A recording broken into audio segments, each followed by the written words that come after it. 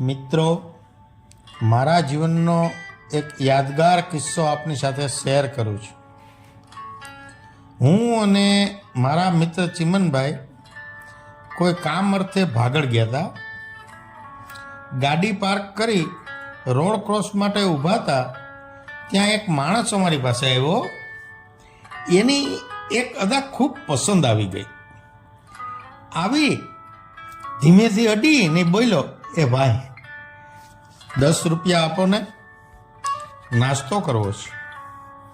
અમે ધ્યાન ના આપ્યું તો જે અંદાજથી ફરીથી બોલ્યો ને તેનાથી દિલ ખુશ થઈ ગયું. એ બોલ્યો, એ ભાઈ દેને યાર, નાસ્તો કરવો છે, આપને 10 રૂપિયા શું આમ કરે છે? એની વાત સાંભળીને એટલો આનંદ આવ્યો કે હસતા હસતા એને 10 રૂપિયા આપી દીધા.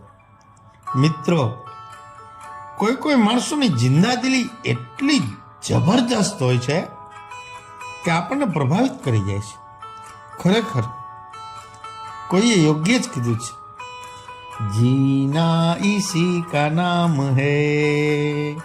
વાત નિત પ્રકાશની.